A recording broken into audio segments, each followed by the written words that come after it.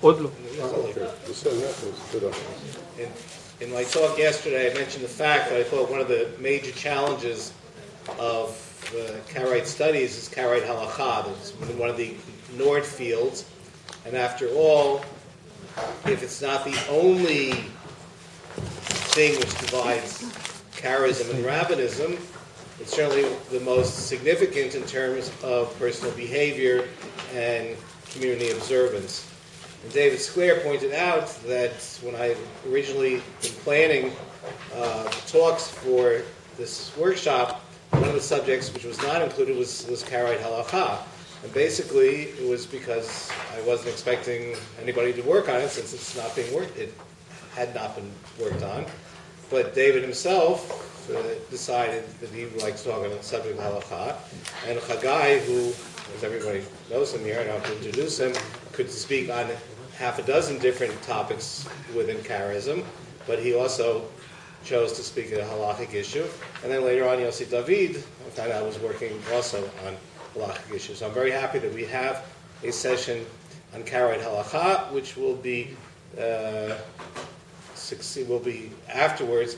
We will see Karaite halakha in action by going to the Be'er-Sheva Karaite synagogue.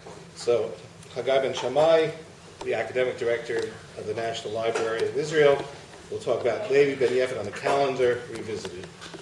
Thank you, Danny. And also the first sentence of your introduction reminded me of a similar sentence that is part of my talk tomorrow evening.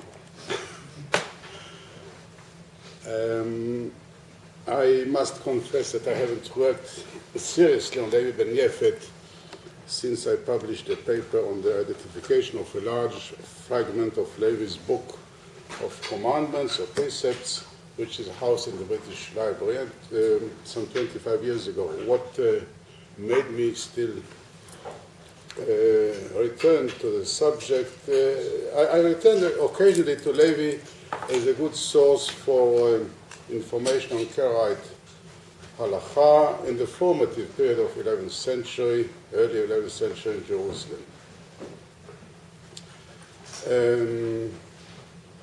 But what made me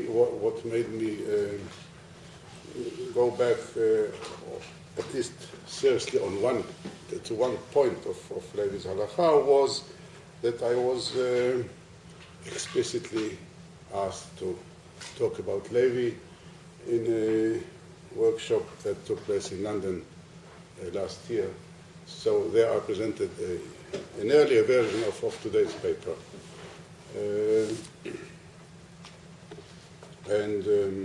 I decided really to speak on Levi at the other workshop and also at this workshop, in the hope that perhaps a young and gifted scholar would be tempted to work on Levi's important halachic compendium. And although Karaite studies have had a history of almost a century and a half now, it is still considered by some to be virgin soil, where people with quite poor qualifications or knowledge can produce editions and translations of complex texts.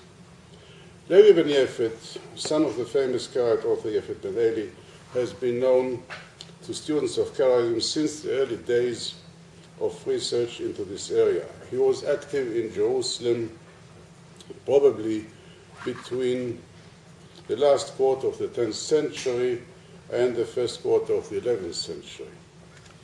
He was known as the author of various works in Karaite law, and his book on the commandments is already mentioned in Steinschneider's Arabische Literatur der Juden, Bible exegesis and linguistics, Scots used manuscripts of the compendium that Levi edited from David Alfazi's dictionary. Tzvian Kori made a substantial contribution to the study of Levi's work and halachic views, especially on matters of calendar, by his extensive use of the work. To be sure, Kori used the Hebrew medieval translation of the work from a manuscript in Leiden in his Karaites in Byzantium, which appeared in 1959. The bibliography at the end of Hanko's book was considered for years perhaps the best in the field, as Daniel Funk noted in his paper in Bulletin of Judeo-Greek Studies, 1990, but now we are in a different area with Barry's bibliography. So we have really something much better to rely on. Several things have happened since Hanko's publication. If I start with the issue last mentioned, bibliography, as I said, we have the most impressive and magnificent bibliography published very recently by Barry Wolfish, an event which was celebrated at an event in Jerusalem, which has no less than 8,063 entries. In the subject index we find under Levi Ben-Yefet 19 references. I think there should be 20 of them, but anyway. More specifically, with regard to Levi's works, large part of the Arabic original text of the Book of Commandments have been identified in the British Library and mainly in the Russian National Library or at the Institute of Microfilms at the National Library in Jerusalem. The textual history of the Hebrew translation of Levi's Book of Commandments, probably by the 11th century Byzantine Karaite Tuvia ben Moshe, is much clearer now than it was before. Tuvia's text is not an exact translation, but rather a quite close paraphrase, to the degree that it can be used occasionally as a witness for establishing the Arabic text. The Russian National Library in St. Petersburg and the Oriental Institute that is in St. Petersburg, house a considerable number of manuscripts of the translation, in addition to the manuscripts that are housed in Leiden and in Oxford, which have been known and accessible long ago. It is quite clear that none of the surviving manuscripts of the work, both of the Arabic original and the Hebrew translation, is complete. We don't have a complete version of this work. This translation is now available in a printed edition which appeared in Ashdod 2004. The style of the translation is very difficult to understand, certainly for one who does not know Arabic and is not familiar with the technical terms used by Levy and by medieval Karaite translators. This difficulty is augmented in the text of the printed edition, which is corrupt throughout, replete with erroneous readings and typos. I doubt very much whether this publication fulfills Ancor's hope that publication of this work, and I quote, would of course enhance our knowledge of Karaism in the later Golden Age, etc. Now, 50 years ago, students of early Karaism are challenged, 52 years after Ankor, students of early Karaism are challenged with a different task, namely publication of all surviving parts of this work. There are several manuscripts of this work, which though incomplete and mostly not properly bound, which means that the reader encounters bits and pieces of chapters and sections without any order, contain a large part of the work. There can be no doubt as to the importance of Levy's work. One of the students of the Jewish Studies Department in St. Petersburg wrote an MA thesis several years ago in which she concluded that Levy is the most quoted authority in the works of Aaron ben Elia and Elia Bashiatzi, the authors of two major works on Karaite law in 14th and 15th century Byzantium. Other important developments about Levy's era are the identification of two other works by him. The first one is a theological treatise entitled Kitab Binyan. This work was discovered by my colleague and partner on this panel, David Sclair, who first published his discovery in 1997. His last conclusive publication about it is a paper of 50 pages in the collection A Common Reality, Mu'tazilism, and in Islam and Judaism, which appeared in 2007, which includes an extensive selection of texts published for the first time from a large number of manuscripts. According to Skler, this work was Levy's first. It shows very close familiarity with the terminology and the views of Levy's contemporary Muslim theologians of the Basran branch of the Mu'tazili school, which ultimately became the accepted Karaite theology. In this sense, it is the earliest example known to us. The second is a treatise about the legal differences between Levy's father, Yefet ben Eli, and Sahal ben Matzliach, a famous contemporary of Yefet who was also active in Jerusalem. The exact Arabic title of the work is, and you have it also on the lower part of the handout.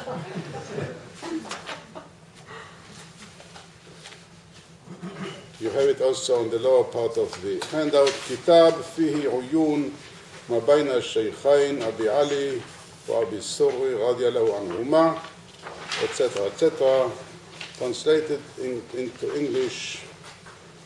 Book on the main points of difference and agreement between the two teachers, Abu Ali and Abu Surri, regarding the commandments. The manuscript in St. Petersburg, Yevreysky Arabsky, first series 671, is apparently a complete copy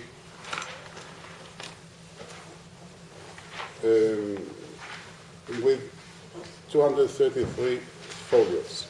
There are additional fragments in St. Petersburg and also fragments of considerable length in the British Library. It is quoted in various Karaite medieval works in Arabic and Hebrew. This work probably inspired Yehuda Hadassi in the 12th century to use the term the school of the priest or the school of the Levite, Beta Kohen, Beta Levi, modeled after Bet Hillel and Bet Shammai. The priest refers to Sahal ben Matzliach and the Levite to Yefet ben Eli. It is quite obvious that the works of these two prominent teachers of Levi, one of them his father, had deep influence on him. We shall see later an interesting example. He took the materials for this work from the commentaries on the Pentateuch by Sahal and by Yefet, and probably also from Yefet's work on the commandments. I wish to concentrate today on a number of points that relate to the area of calendar in Levy's Book of Commandments. In itself, the book is very important for two main reasons.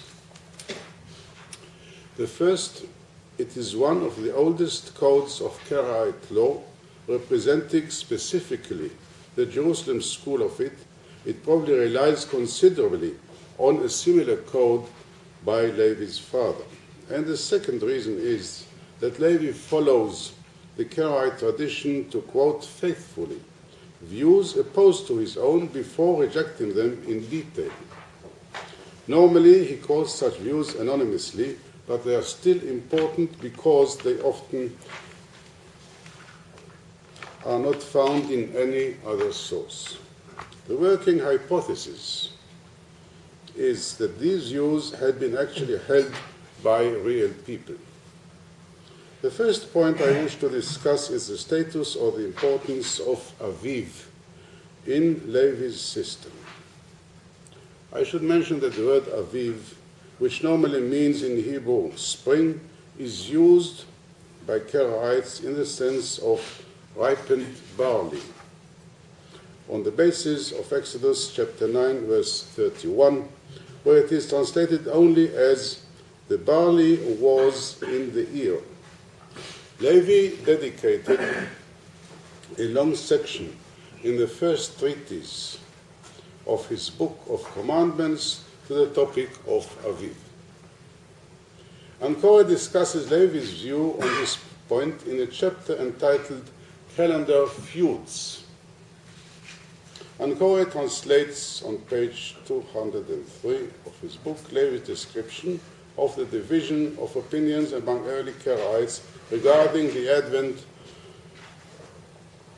I quote, the advent of the crucial month of Nisan. End of quotation. Actually, Levy mentions in the Hebrew version the term Siman Hashana, which turned out to be a translation of Arabic Alamat Esana, that is, the indicator or sign of the beginning of the year. And you can see it on your handout, the first line of the quotation from Levy's Book of Commandments. Yes, Alamat Esana, and you have also the English full translation. This indicator is supposed to indicate both the termination of one year and the beginning of the following one. This is an interesting development in the categorization or conceptualization of chronological notions. Every chronological unit or entity, that is day and night, month, year, must have an indicator that marks its beginning prior to the transition from one unit to another or at the moment of transition.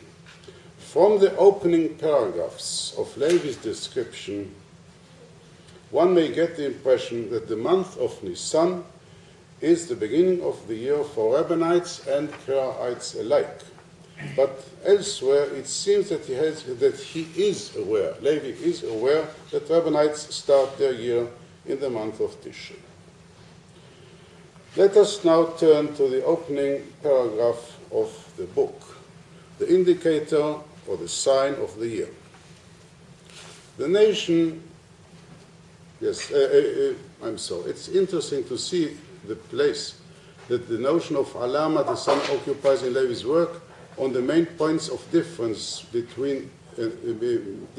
agreement between the two teachers, Abu Ali and Abu Suri, regarding the commandments, which I have mentioned before. The title of the first chapter of the book reads, Discussion of the Indicator or Sign of the Year. Again, exactly the same term.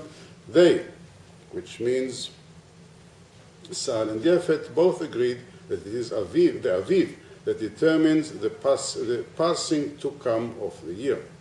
They said that it, which means the Aviv, is separated from the outgoing year when it coincides with the beginning of the month. Because the beginning of the month is the beginning of the year, and the indicator must precede the indicated, like all indicators, which means that this is a kind of a logical argument why we have to have the indicator between the actual coming to pass of the indicated. They also argued, based on the verse, observe the month of the Aviv, Shamor et Chodesh Aviv, and argued that the month is named after its crop. And this, we will see, is a very crucial point.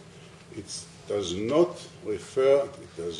indicate to a season, only the crop. The month is called after the crop.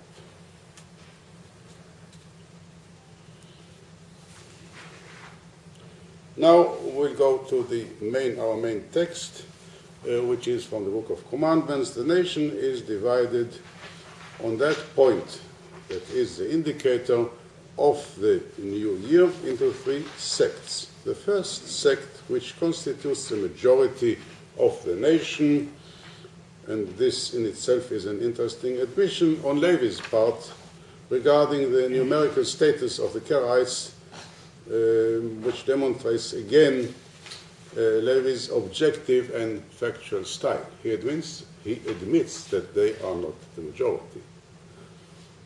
Maybe he enjoys the status of a minority. I mean, in modern times it would make sense. So the majority are the Rabbinites and those who follow the Molad. They rely on a computation that is close or literally adjacent or neighboring to the equinox.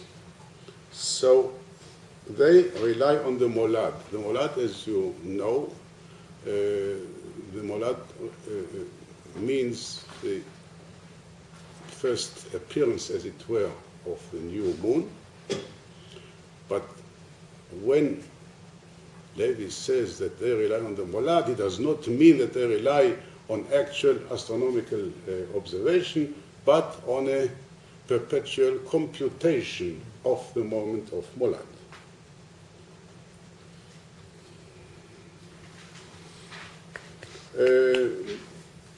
Their Molad, or their beginning of the year, is very close to the equinox, and here the Arabic term i'tidal is used.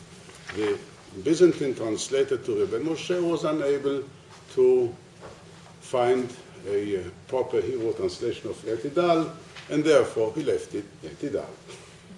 So i'tidal in Levy's Hebrew translation means equinox. They do not search for the crop at all. At times, the Aviv, which means the ripened barley, is found at the beginning of the year. It may come earlier or later, which means the appearance of the ripened barley does not coincide exactly with the beginning of the year. It coincides approximately. The second sect consists of people in Iraq from among our co-religionists, the Karaites, and it is clear from this description that according to Levy, not all the Karaites in Iraq accept this position. They rely on the equinox only. They have, just to make clear, for those who are not familiar with these astronomical terminology, equinox usually means the day in which the length of the day and the night is equal. And this, as you may know, happens twice a year, March 21st, September 21st.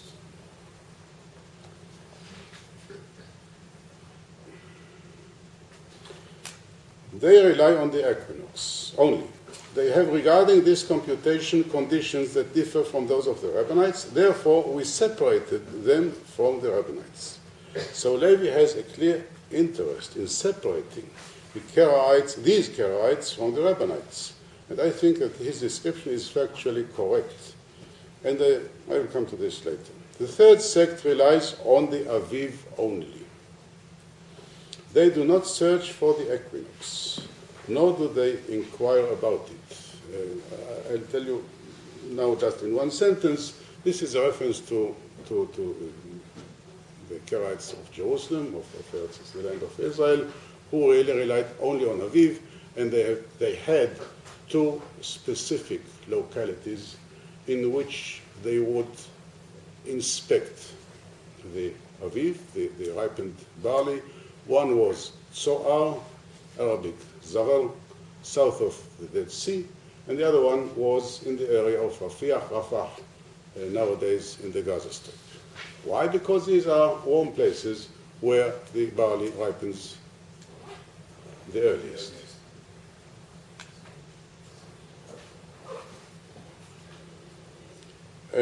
Now, I just quoted in the handout one more, or a couple of more paragraphs from a later point in the text. The members of the second, because this second sect, which relies on the equinox only, this is what in which I'm interested. The members of the second sect do not inquire about the Aviv at all. They take into account only, now listen carefully, this is the crucial point, the entrance of the sun into the constellation of Aries. Some of them rely, this means the constellation of Aries, the sky is divided into 12 houses. and each house is the residence of one of the zodiac signs, which is a constellation of stars. So if you and the sun, which means the points of sunrise along the year, wander along the 12 houses from the most southern one to the most northern one over the year. So there is a certain moment where the sun enters the house of Aries, which is the zodiac, the sign for the month of April, or the sun in the Hebrew calendar, and that moment indicates the equinox of the spring. The members of the second sect do not inquire about Aviv at all. They take into account only the entrance of the sun in the constellation of Aries. Some of them rely on it when this occurs on the first day of the month of Nisan. Others may wait until 7 days of the month have passed, and others until the 14th of it. The third sect relied on the Aviv and does not search for the sun at all. They have further conditions which we will discuss later. So the last 2 lines refer to the Karaites of the land of Israel, those who are looking for the ripened barley. Now it should be stated from the beginning that Levy's description is quite objective and reliable. He described the views of and the positions of each group or sect as he had learned them from their sources. And Korah's suggestion that Levy was forced, as it were, to admit the fact that by Levy's time all Karaites in Iraq followed the Rabbanite system of calendation, demonstrating by this the independence from the Palestinian calendrical hegemony, is not demonstrated by this passage nor by all quotations from Al-Qumisi. This may be one optional interpretation of the text, to my mind an incorrect interpretation. Levy tells us that the Rabbanites followed a method of computation, hisab, that was close to the equinox, and that they did not search for Aviv. And let us sum up again. The Rabbanites and the Iraqi Karaites have in common their absolute rejection of the inspection of the barley as a criterion of the sign of the year, that is, for deciding the intercalation of any given year. Secondly, the Iraqi Karaites and the Karaites of the land of Israel have in common the rejection of using permanent computation as a tool to decide on intercalation or any matter related to calendation.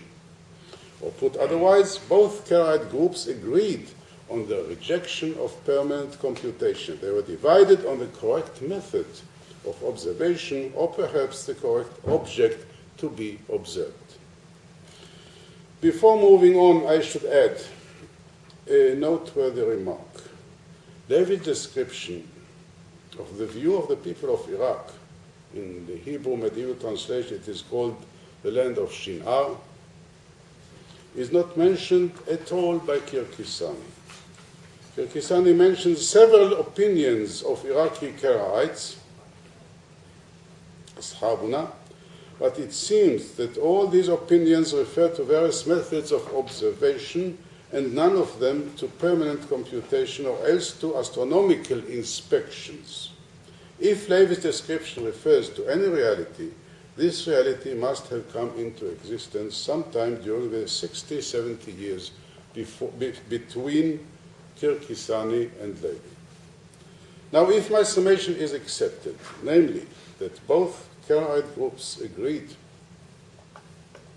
on the rejection of permanent computation, what does this mean with respect to the view of the Iraqis who insisted on the observation of the equinox as the criterion for determining the beginning of the new year?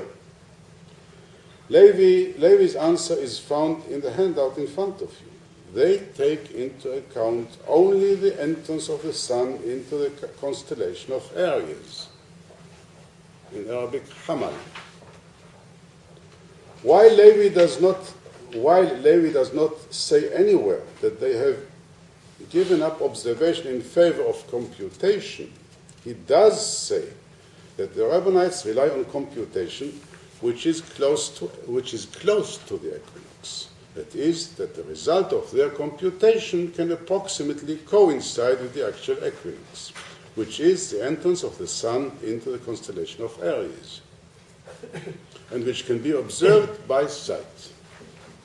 Later on, Levy mentions the arguments of the Iraqis, several of them being concentrated on the argument that observation of the Aviv, according to the Jerusalemites, is dependent on random circumstances and local peculiarities.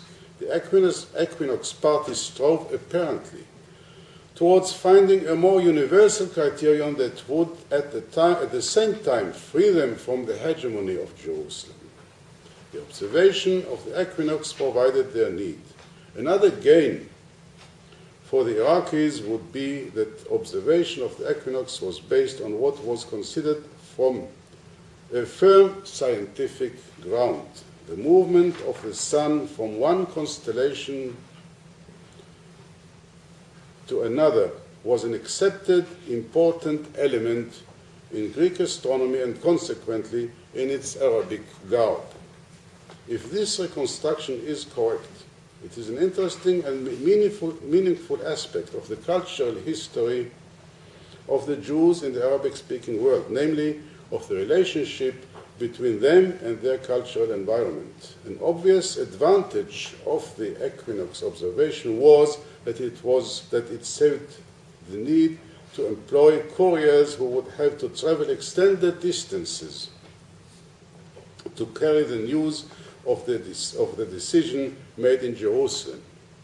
But the method was not ideally perfect. Sooner or later, the old problem of clouded skies that may prevent observation of celestial bodies would rise again. Furthermore, the system that looked so nicely as an elegant alternative to the outdated, primitive, in quotation marks, method of inspecting the barley had one serious snag, though. What if the equinox is not seen until the 31st of the month of Adar? To this, the Equinox party replied that they were prepared to wait until 7 days have elapsed since the theoretically last day of Adar, and if the equinox is observed by this day, they would declare retroactively the 31st day of Adar as the first day of the new year. Some of them would even wait until the 14th day, the last minute before choosing a lamb for the sacrifice of Pesach.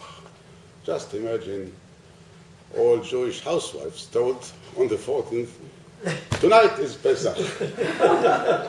Save a lot of work. This was, of course, a certain recipe for halachic anarchy. The Jerusalemites could celebrate their victory in the name of halachic certainty. In the first chapter of his work, The Main Points of Difference and Agreement Between the Two Teachers, etc., Levi quotes his father, Yefet ben Eli, who rejects the method, you have it on the handout, who rejects the method of the Equinox party by quoting the verse in Exodus 12, verse 3, on the 10th of this month, Be'asor lachodesh hazeh. We have to know in advance the first day of the month in order to be prepared to execute God's commandment in time. We do not know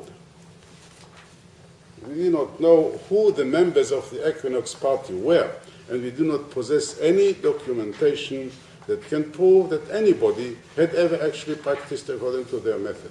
We have to accept that Levi does not argue at length against ghosts or imaginary adversaries, at least on a theoretical level.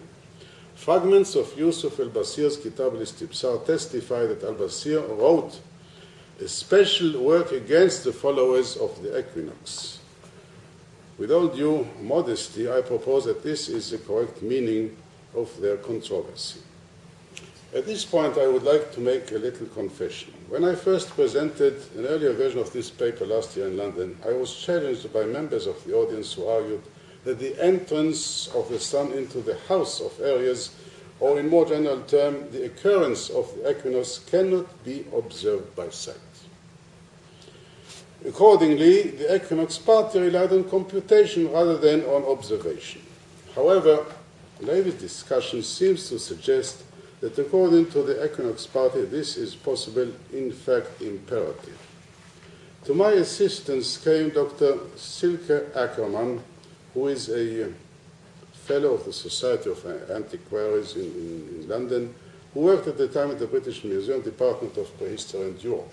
She drew my attention to literature on the subject, and I found really that means for observation of the equinox had been known already to the ancient Greeks and were improved continuously along the centuries. Arab, in quotations mark, because not all the Muslim scientists were really Arabs, but they wrote Arabic. Arab astronomers were quite familiar with such devices, and the members of the Equinox party could have been familiar with these devices just as well.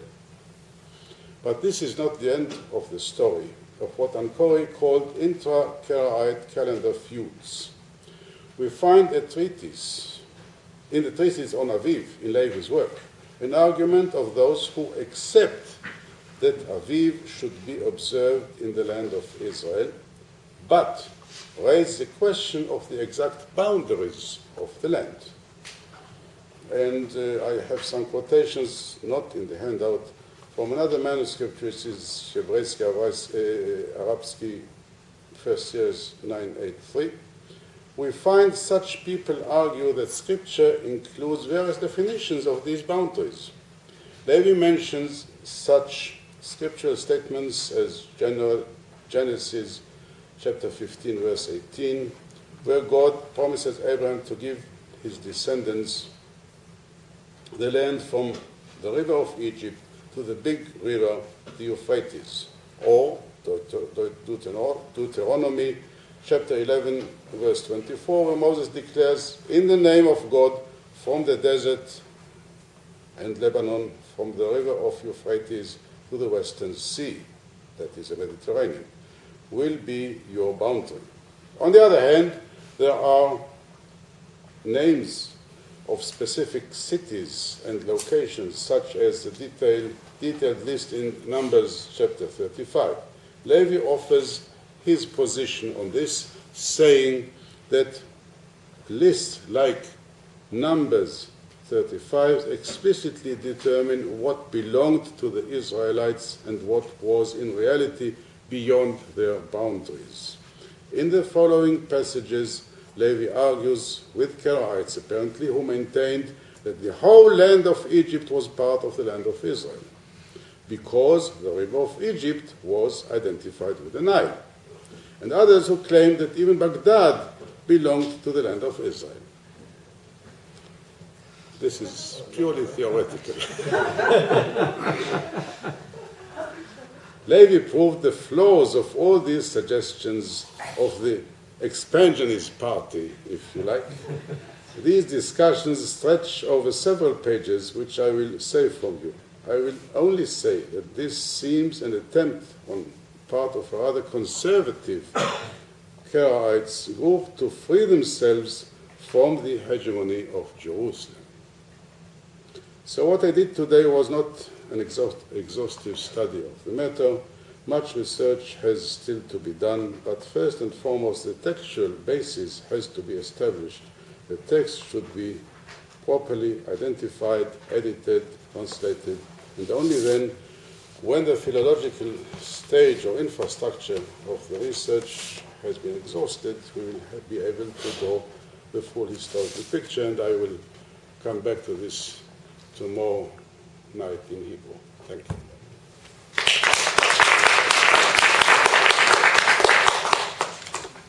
Any questions? I'd just like to say in terms of Molad and Miladia that I believe the misuse of Molad to being the first view of the new moon is only a modern Hebrew usage. I don't know when it starts.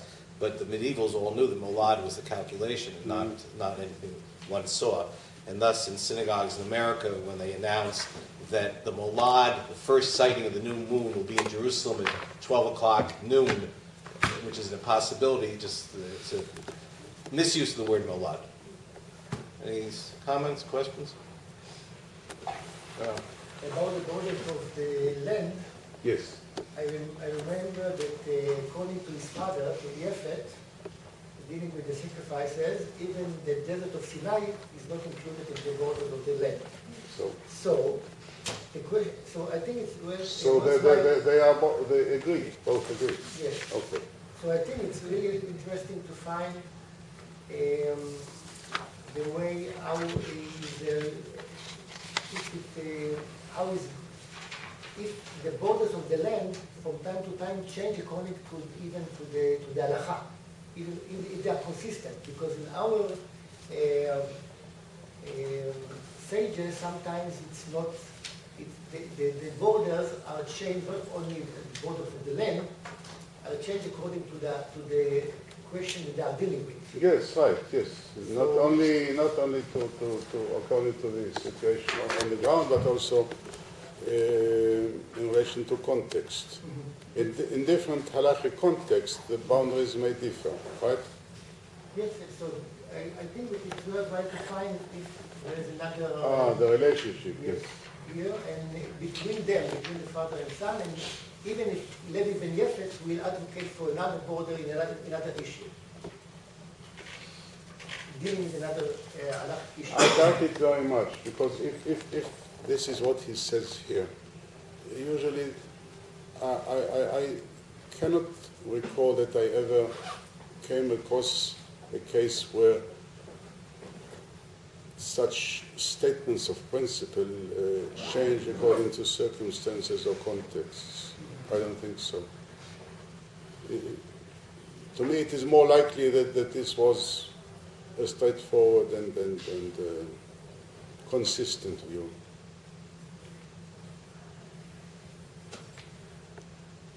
Other comments? Okay. Thank you very much.